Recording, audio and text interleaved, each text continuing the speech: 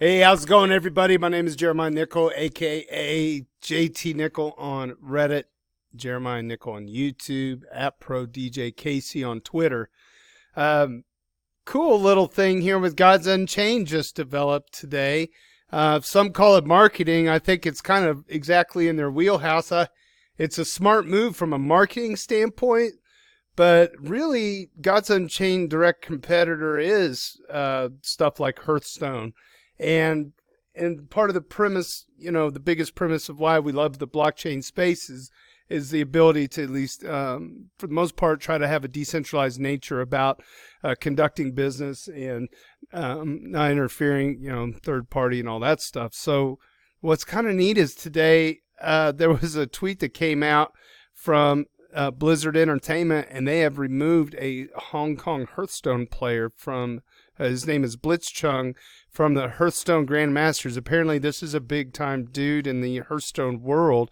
They've rescinded all his prize money, suspended him from professional play for 1 year for his recent interview. Okay, so without looking at the content of the interview, we all probably have an inkling or an idea of what's going on in Hong Kong versus China and all the protesting that's going on. So they have just removed him from the tournament and taken away some of his monetary abilities in the Hearthstone world, prize money and whatnot. So very interesting development. Now, some would say, oh, well, Gods Unchained, that's going to negate all of that stuff. Well, maybe. I mean, it depends on who's hosting a tournament, right? I mean, we can't automatically assume just because the cards are decentralized that certain tournaments couldn't mute players or whatever. So that's not the real issue. The real issue is people can still play Gods Unchained tournaments, and, this guy could probably play Hearthstone. But the thing is with Gods Unchained, there's a fighting chance that whole game someday could be played on a decentralized contract with no ability to mute anybody based on political beliefs, right? So this is kind of the interesting thing about what Gods Unchained is doing.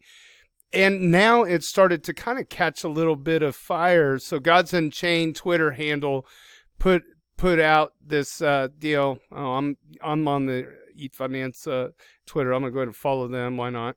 Obviously. So Blizzard Entertainment just banned Blitzchung and stripped his Hearthstone winnings. I want to look at his Twitter page here and find out. So he's got 5,800 followers, and he's probably going to get a lot more. So this poor chap right here. Oh, did you hear my chicken in the background? That means somebody's at my door. I'm going to pause this video. I'll be right back. So it looks like he has 5,800 followers here, and yeah. So there you go. He's looks like he streams as well, and it's just an accomplished player. And based on his political beliefs, some interview that he gave, the Blizzard Entertainment Company thought he was more of a threat to the ecosystem of Hearthstone. And because, we just don't want to say bad things about China or whatever's going on.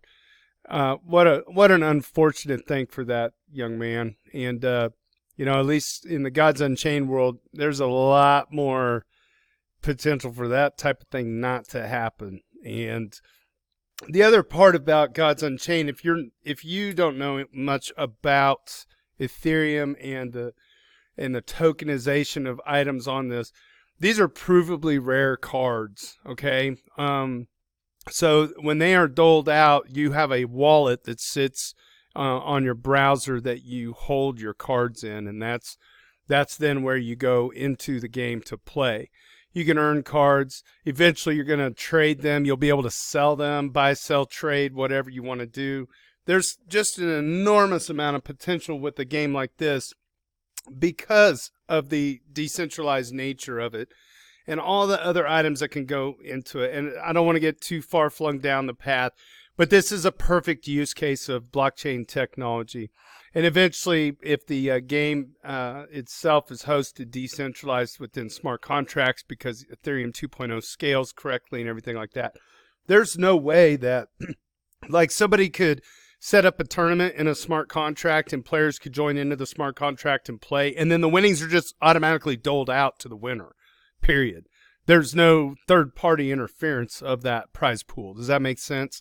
So that's the real blessing about what God's Unchained is showing in this moment here, is that just because you have a political difference doesn't mean that a parent company is going to curtail you from participating in tournaments or what have you, which, you know, ultimately I kind of obviously agree with that. All right, so this is developing, and then it ended up off of Twitter, and now it's on our technology. I'm sorry, let me back up. This is the post on the technology subreddit, okay?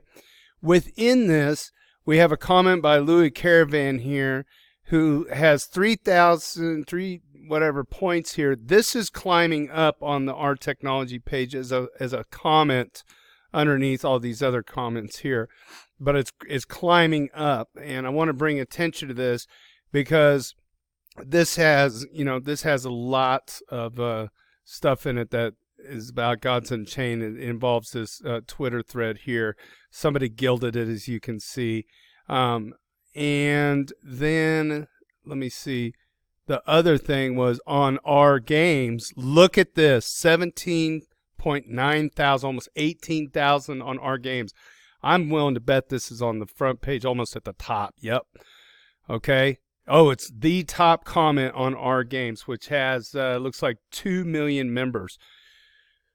So I guess the reason why I'm making this video is, for those of you who know me already and you're already in the Ethereum ecosystem, let's go be teachers.